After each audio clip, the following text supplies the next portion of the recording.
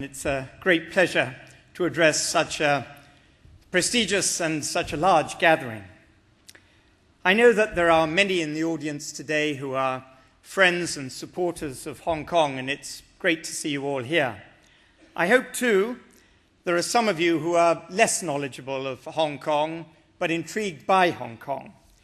Because what I want to do in the next few minutes is to show you why I believe that Hong Kong is indispensable to international companies wanting to develop their business in mainland China or indeed in East Asia.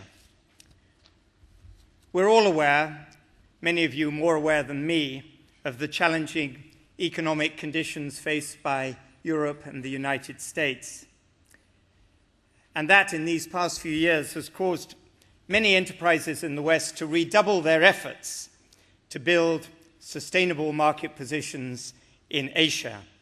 That is, of course, particularly true of mainland China, where its strong economic growth has hoisted it to a global significance that none of us would have predicted some 20 or 30 years ago.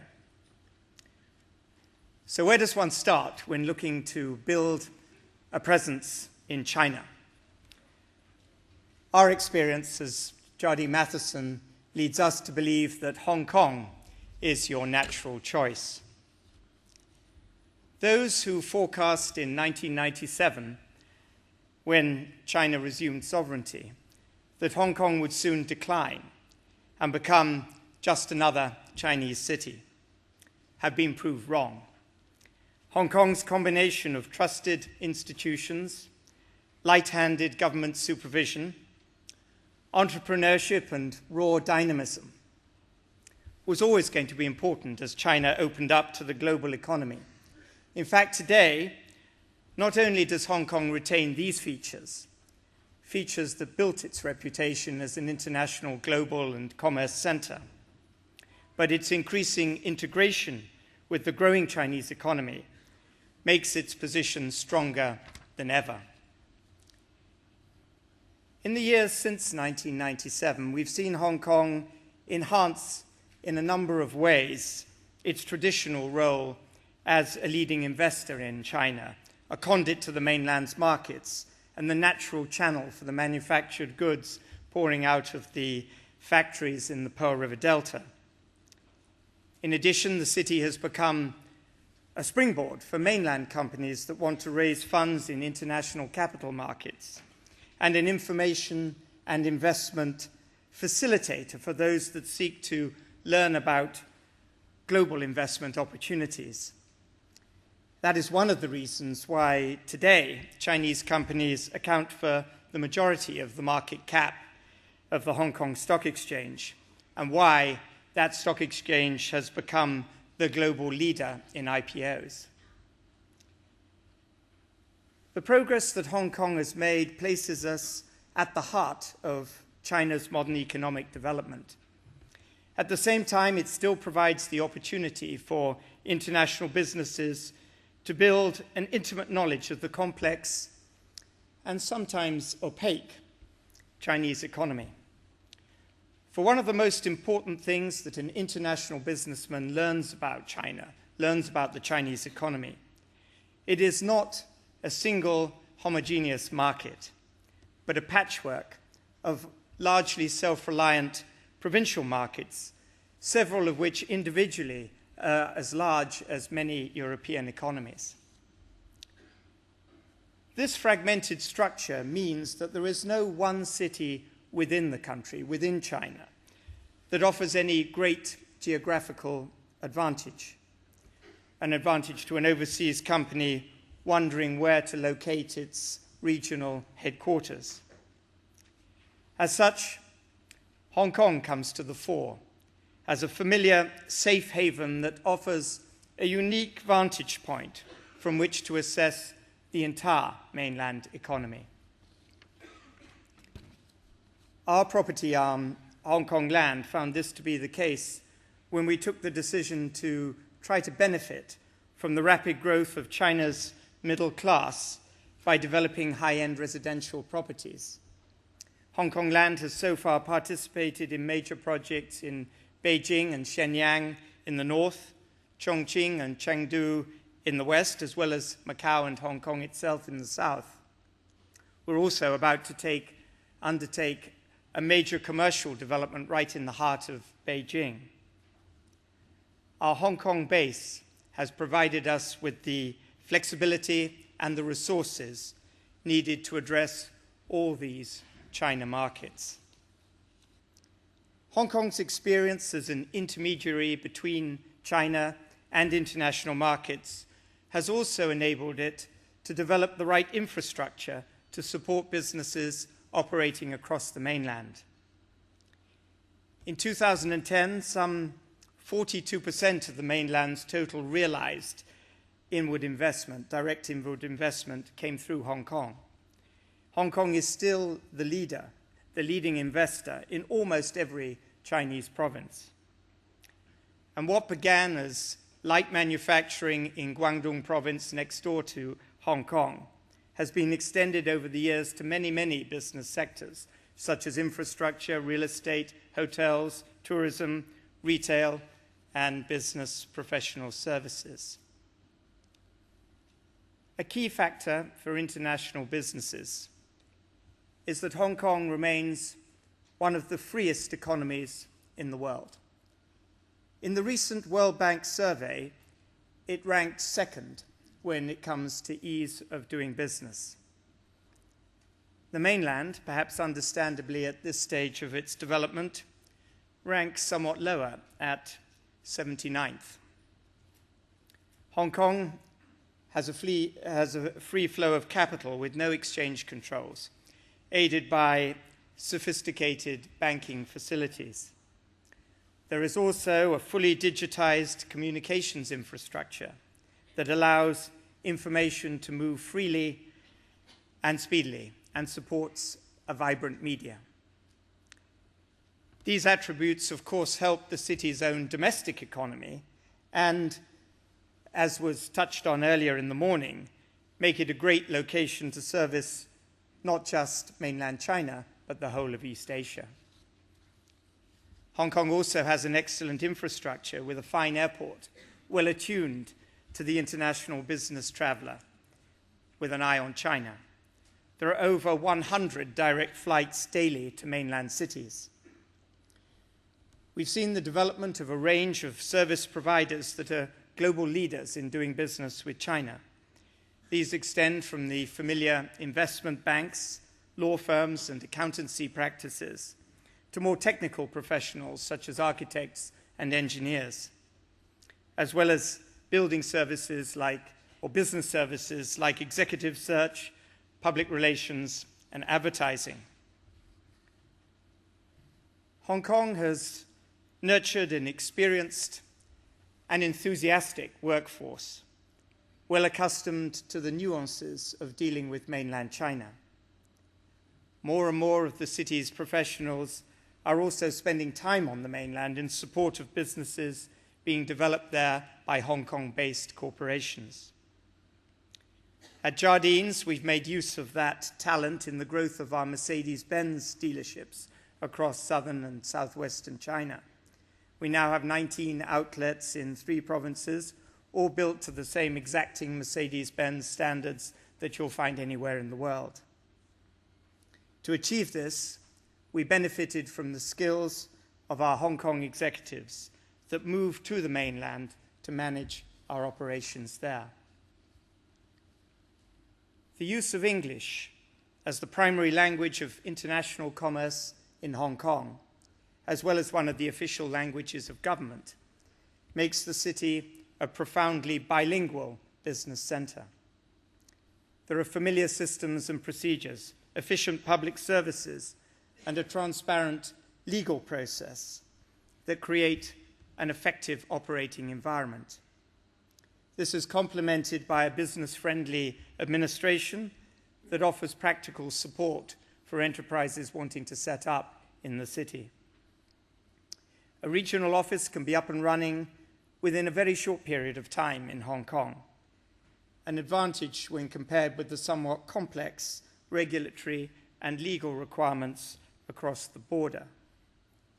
On the tax front, as was touched on by our Chief Executive early this morning, we have a benign environment, benefiting both the company and the individual. Hong Kong is also an excellent base for families. It is one of the world's safest cities. It has many good schools and is a very tolerant and multicultural society. Yes, we do have certain challenges, such as managing the problem of air pollution and ensuring that we continue to provide sufficient school places in popular locations. But these problems are well understood and are being addressed. Being part of China offers Hong Kong a unique relationship with the mainland that provides it with exclusive advantages. Important to the growth in bilateral trade and investment has been CEPA, the Closer Economic Partnership Arrangement. CEPA has provided us with easier access to the mainland market, while also assisting mainland companies to tap into the global marketplace. Currently, more than 1,600 products and 40 service sectors are covered by CEPA. And it is not just Hong Kong companies that can participate. If the underlying criteria are met, international companies with operations in the city can also take advantage of CEPA. Giving again a practical example from our group, our retail arm, Dairy Farm, benefited directly from CEPA in a number of ways. It allowed our wholly owned health and beauty operations early access to the mainland market. It gave our restaurant associate, Maxime's, a faster entry for our cake shops and production facilities in Guangzhou, as well as reducing to nil, previously it was 30%, tariffs on mooncakes that we export in large quantities for the Mid-Autumn Festival, which of those of you not familiar with it actually took place last night. The National 12th Five-Year Plan, unveiled earlier this year and elaborated during the high-profile visit to Hong Kong last month of China's Vice Premier, Li Keqiang, also provides benefits which will increase the cooperation with the mainland. Not least, and it's been touched on once or twice earlier today, is the greater promotion of the offshore renminbi market that's developing in Hong Kong. Its use as a trading currency is already expanding fast, and the intention is to facilitate the use by mainland and international enterprises of renminbi loans and bonds to direct investments back into the mainland. As the renminbi moves gradually towards greater convertibility, it's likely that further liberalization moves will be tried out first in Hong Kong. Agreements were also endorsed for greater economic integration with neighboring Guangdong province, with its population of 104 million, which I believe is roughly the same as the United Kingdom and Spain combined. Despite its present clear advantages, Hong Kong is very conscious that it must constantly improve its offering.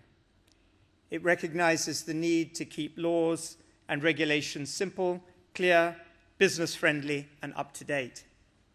The partnership agreement with China, CEPA, is regularly enhanced. And to ensure state-of-the-art infrastructure, Hong Kong is constructing major road and rail links that will improve the connectivity with the Pearl River Delta and the rest of China, as well as planning to expand the capacity at the airport to meet the growing demand. In summary, ladies and gentlemen, Hong Kong's business environment is transparent, internationally familiar, and offers the support needed to implement a successful China strategy. Hong Kong is China's primary international finance center and a key driver for the economic integration in southern China. As such, for companies seeking to build strong and profitable businesses on the mainland, I believe the ideal base is Hong Kong. Thank you all very much. and ladies and gentlemen, it is my honor to speak in front of such a great audience. And I know there's so many, thorough and eloquent speakers before me. It's really hard to add much more. But as a mainland China-based financial service firm, we do have our office, actually our first outside mainland China office in Hong Kong about 15 years ago. And I had a working experience slightly over 10 years in Hong Kong, helping our own business development. I mean, it's so obvious that there's so many natural ties between Hong Kong and China, of course, and between Hong Kong, in this case, with outside world, with UK. The official language, both official language Chinese and English, even though I still have a little trouble with my English, but probably good enough to do business. But, the system, like many speakers before me have mentioned, the simple, internationally oriented, common legal and market system, and also, very importantly, accounting. As I had a prior career in accounting for a little bit. And this is certainly a good place for business, as the government administration is very efficient, very effective, and proactive, and plus very friendly. And it's a place for finance. The top three is certainly will be among the top three world financial centers, with the market cap of $2.7 trillion and a turnover in trading about $1.5 trillion. And now, indeed, as the new IPO type issuance of equity and for capital raising, it already becomes number one in the world for consecutive 3 years. And its natural tie with China, as supported by policy like CEPA, like closer economic partnership agreement between Hong Kong and mainland. It's friendly for trade. It achieved the zero tariff for imports, and the developing scheme in trade settlement with RMB, with the bond issuance in Hong Kong as an offshore RMB market. And I believe, even though the promotion of this Hong Kong as the place to think about when you think about Asia, when you think about China, indeed, the world is competitive, but not necessarily always non-cooperative. I think, in fact, the new world we're facing, is changing. Probably not deniably facing after the global financial crisis. We're still struggling, trying to find the directions. But as I really think about it, it is not how bad the situation is now. It is how well can we understand it, and how good can we make it into. The world seemingly in the past developing around the Western consumption. But I suppose that we're now thinking or even seeing the emerging sign of the economy built around the Eastern development, including the Asia and including China, even though Chinese economy is developing very fast, but still, compared to what it could be achieved, the potential is even greater. Although we're now facing some of the challenging difficulties, but as a Chinese financial service firm, we're constantly trying to study the economy. We have over 200 people doing research for like 40-some industries, and they're constantly trying to improve and increase whatever we can add. I believe there is still great potential for future development. And Hong Kong, because of its unique place, and probably it takes 100 years to form into its current status, that has a great unique advantage. After all, you have to be there. You really have to see it to know how effective it could be. On the other hand, I think the new emerging focus of Eastern development, if I may say, is not totally irrelevant to the rest of the world, to Europe, to UK, to London even. So even as we develop, we started our international development in Hong Kong, but also last year we opened our office in London. It's interesting, I thought, as this forum's title said, when you think about Asia, think Hong Kong. But likewise, we have also another perspective. When we think about Europe, we think about the UK, we think about London. It's this interesting comparison that, as the world develops, each place have its unique position, and there is a lot of synergistic benefit that we can achieve by developing the relationships between the markets.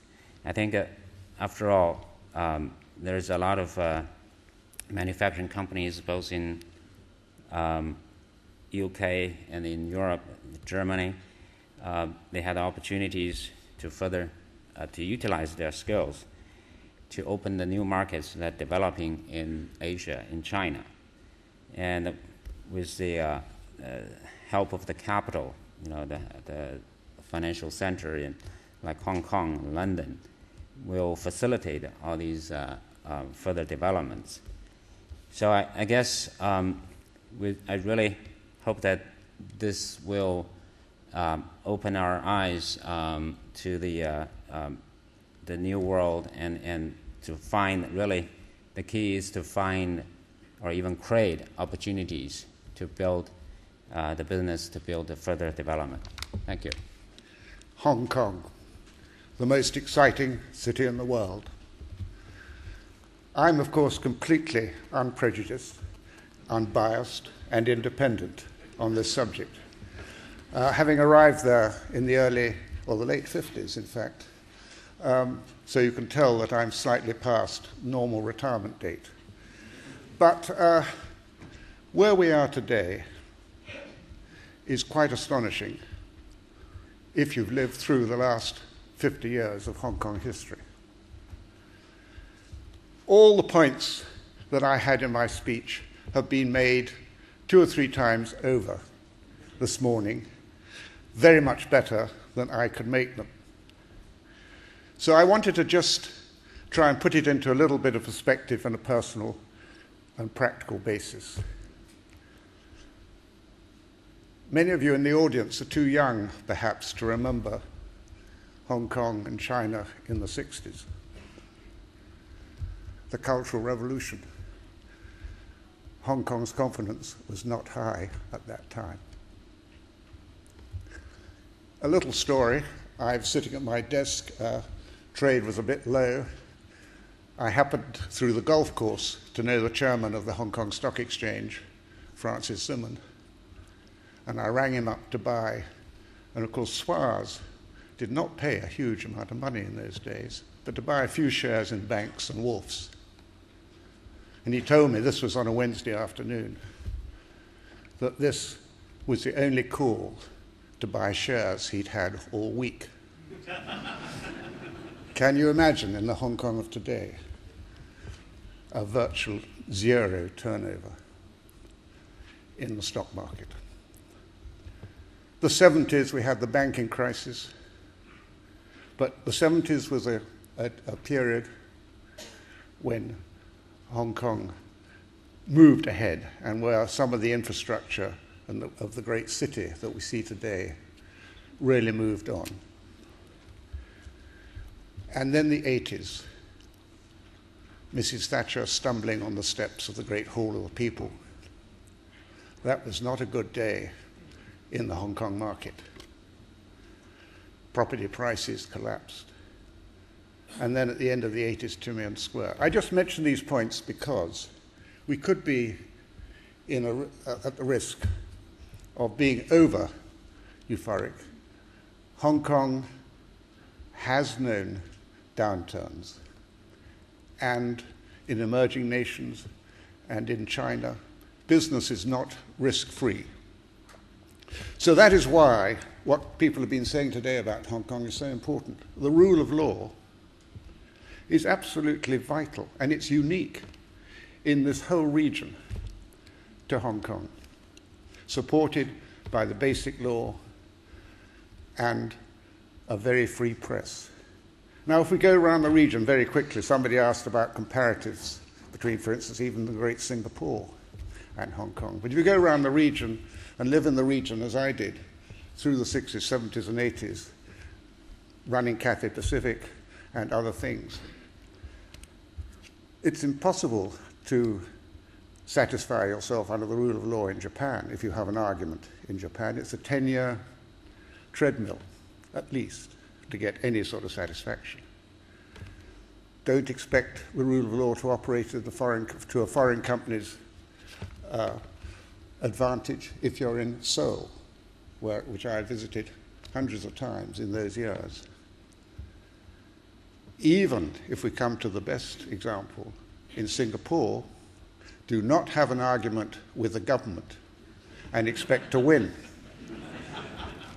Some of us in Hong Kong have had an argument with Hong Kong governments and even managed to win. And that, I think, is a practical example of why it's such a good place. It's an incredibly business-friendly place. I can't tell you, if you haven't been there before, how good it is. To find a government that is entirely in support of enterprise, to live in a transparent, low tax, my God, that sounds good if you live in London, doesn't it? Environment. To have organizations like the Trade Development Council, who are an absolute font of really good practical information, not only about trade flows, but individual sectors. They're detailed of trade movements, clients, producers. You will find it all in the data bank of the TDC in Hong Kong. It's the most, I used to be in the TDC 20 years ago as a non-exec, but under Jack So, his leadership in my time, he was the chief exec, now he's the chairman, we all grow older, but you could find really unbiased professional advice. So my advice to all of you who want to get into the fastest growing part of the world, if you haven't been there, buy a ticket on Cathay Pacific Airways.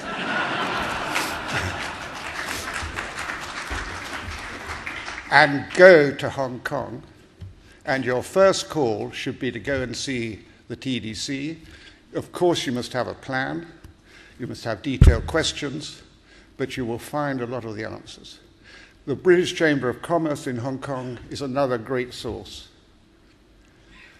of information, as is the British Consul General. These are all amazing amounts of free information which you control, and they can give you practical, hard-nosed advice.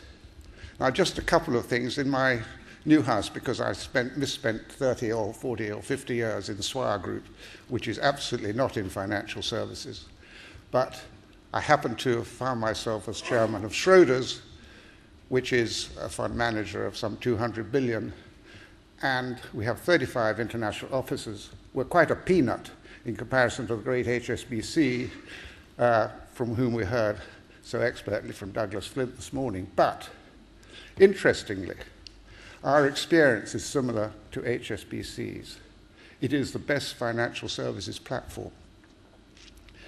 It is our most profitable office in the total network. The renminbi opportunity is enormous. Schroders offered, I think, the very first, or at least amongst the very first, renminbi funds. This all financial services group see as huge. The Deputy Premier, on his recent visit to Hong Kong, said Hong Kong is the center of Chinese asset management. So if you're in the financial services, you know you not only have an incredibly friendly, transparent, and honest Hong Kong government to help you with light touch regulation, but also an endorsement from Beijing about the industry.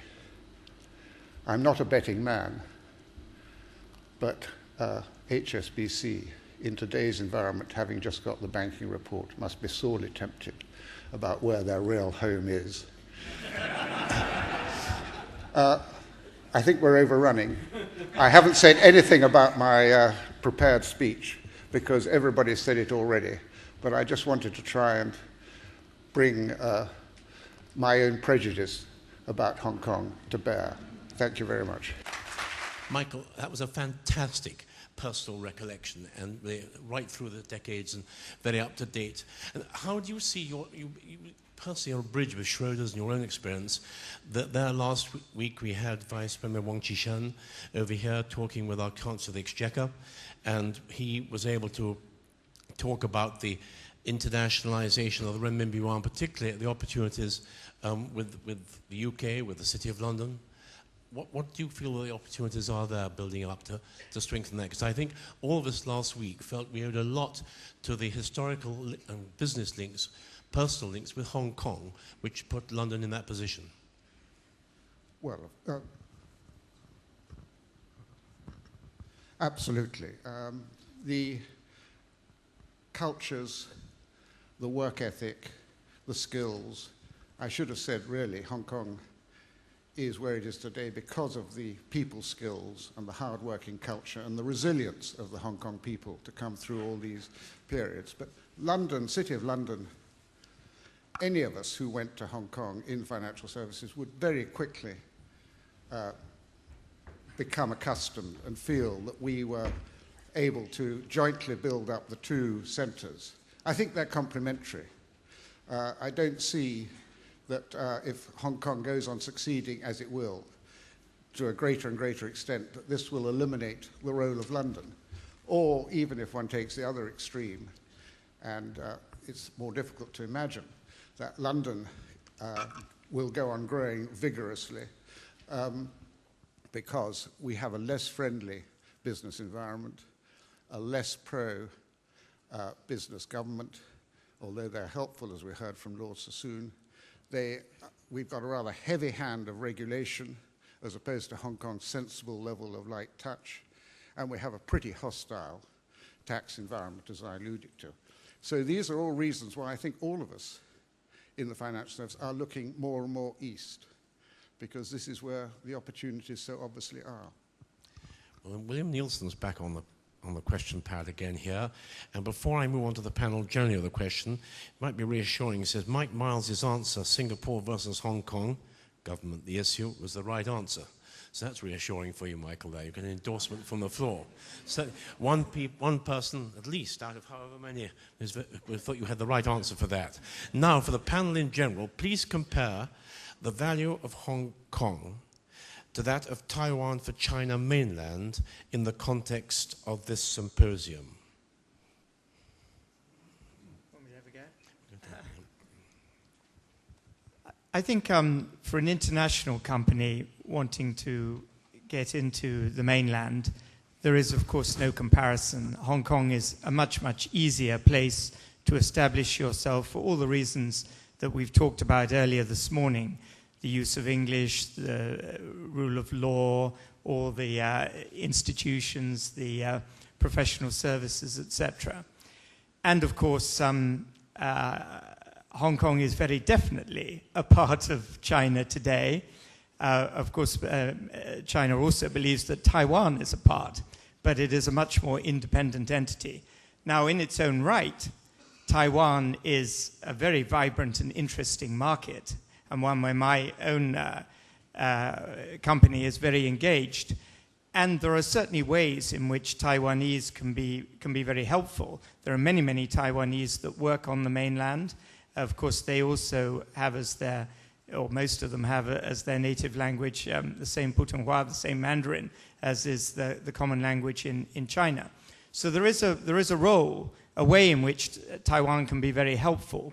But for the typical international British company wanting the first time to venture into the East, to venture into China, Hong Kong is a much easier platform. Levin, do you want to add anything to that, please? Well, I guess Hong Kong is obviously as a gateway to China for, so long, 100 years. And Taiwan, of course, is an important and interesting market, but is as a gateway, as a port city, as a link to mainland China, definitely Hong Kong will be much more suitable. And of course, think about it, if you want to set up business in Hong Kong, probably takes 1 week.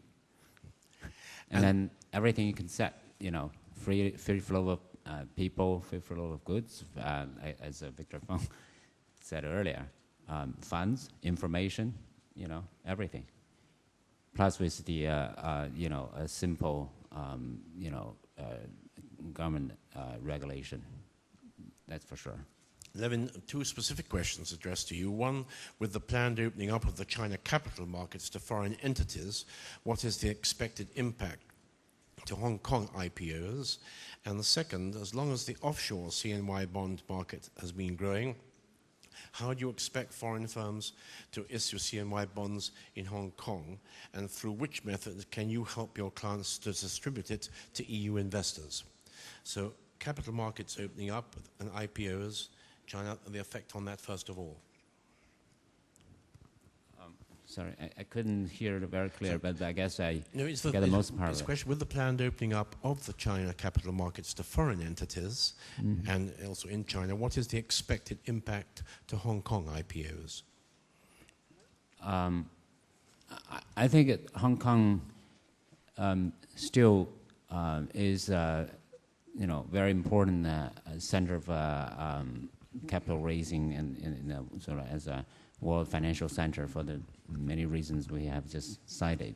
Of course, there's new development within China, within mainland China, but I think it's still will take some time, and also the emphasis is different. So you can think about Hong Kong as a mature global capital markets with the liquidity flexibility you have. But if you have significant operations directly inside China, then they should definitely think about the China domestic capital markets also. A question generally to the panel. Thank you very much for that answer. The 12th five-year plan indicated 3 industries for particular attention: alternative energy, IT, and healthcare. Healthcare was not mentioned earlier, but it will command huge investment. What are your views about the healthcare opportunity investment plans in China? Well, first of all, bringing it back again to a Hong Kong context, which is what we're particularly discussing, healthcare or medical services is actually one of the new businesses that the Hong Kong government is seeking to promote. There are a number of others, but I'll just talk about medical. I think, again, Hong Kong does offer a very interesting platform for somebody seeking to get into the hospital business, medical services business in China. It's already got a very vibrant both public and private sector of its own, and there are a lot of Hong Kong professionals, particularly doctors, who are qualified at a very, very high standard. So I think first point I would make is that Hong Kong is an excellent place, again, to access China if you're looking at the medical sector. And secondly, longer term, the prospects for the medical sector in China itself, as incomes rise, as people age, the prospects are enormous. I might add that the medical services in China is in great need, I think. I studied the Chinese hospital system for 10 years. I think there is, after all, now the medical expense costs about 5 to 8% of GDP, which is really on a relatively low level. And there is a huge need to improve the hospital system. Of course, now one thing that hampers this development is really the system that really needs to reform, and you know, the finance of the system, the pricing of the services in this developing economy. You know, still, after all, China is still a developing country. The relative cost of healthcare is still an issue to struggle with, but. I'm really confident that, you know, or optimistic about the development opportunities within this field. A short question addressed to all. Can Hong Kong and China save the euro and the global financial system? We put a line through lunch.